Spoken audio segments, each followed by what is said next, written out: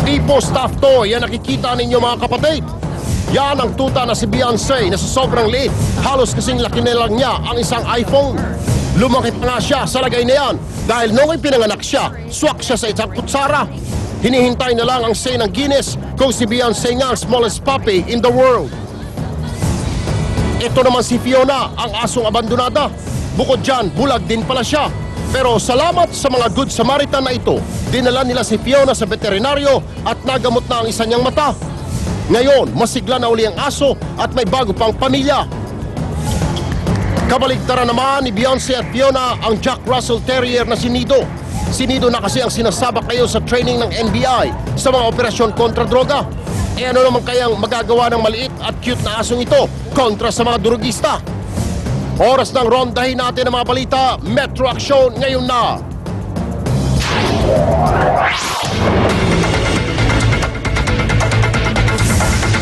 Ito naman ang malulupit na eksena sa Metro Action. Lalaking gagraduate sana, hindi na makakapagmarcha dahil sa kalaboso bumagsak. Suspect na nag-advance celebration daw, nalasing at nagwala sa isang bar sa Quezon City. Ginang na namatay sa banggaan ng kotse at tren sa Laguna, hindi na nakadalo sa graduation sa eskwelahang pag-aari niya. Buong paralan nagluluksa.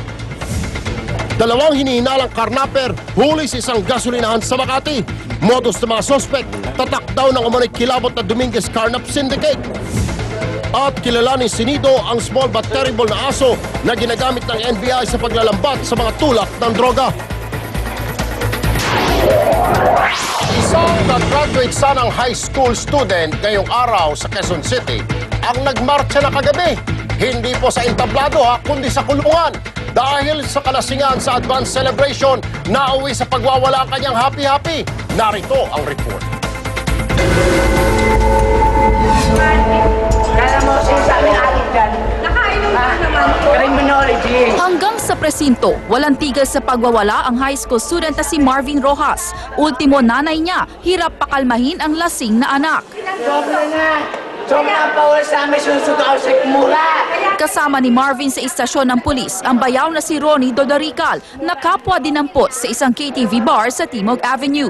Sa investigasyon ng mga pulis, sineselebrate ng dalawa ang pagtatapos ni Rojas sa high school. Nang maparami ng nainom na tequila, nagwala ang dalawa sa bar at hinamon ng suntukan ang lahat ng makita. Agad tumawag ng pulis ang management ng bar. Pero hanggang sa loob ng police mobile, ayaw paawat ng dalawa. Nabasag pa ang windshield ng sakyan nang iumpog dito ni Dolorical ang kanyang ulo. Gustong saktan ng mga tambay. Sabi ko, huwag niyo saktan. Kasi lasing yan. Gusto tumawag na ako sir dito sa station. Nagwawala. Sinipa ko sa sinira yung mobile natin. Napakalma lang ang dalawa nang maghimas rehas na sila. Pero sinubukan pa ni Rojas na manuhol ng mga preso. Masigado kami.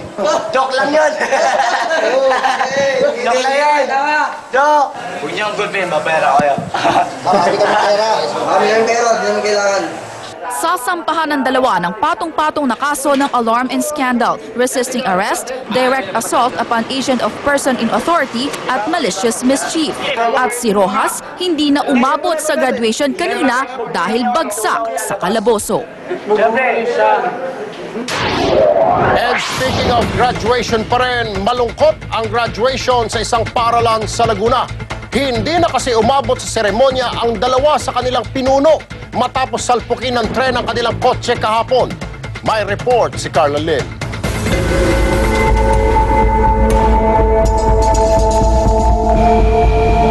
Tahimik at balot ng lungkot ang St. Vincent de Paul Montessori and Science High School sa Laguna.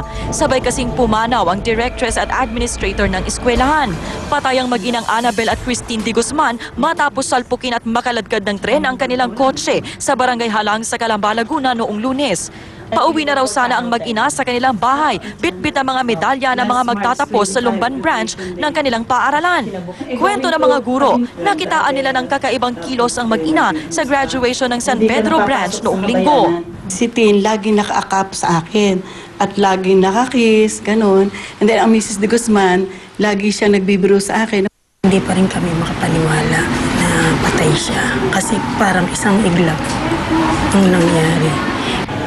Maging ang mga magulang, nagluluksa sa pagkamatay ng mag-ina. Nanonood ako ng news para inuulit-ulit ko kung paano nangyari. Hindi talaga ako makapaniwala. Sorry, hindi ko talaga. 7 buwan pa lang ang nakalipas nang pumanaw naman ang ina ni Annabel na si Leticia, ang founder ng paaralan. Kaya malaking hamon para sa mga guro ang ipagpatuloy ang pagpapatakbo sa eskwelahan. Itutuloy natin kahit na wala ang Ma'am de Guzman.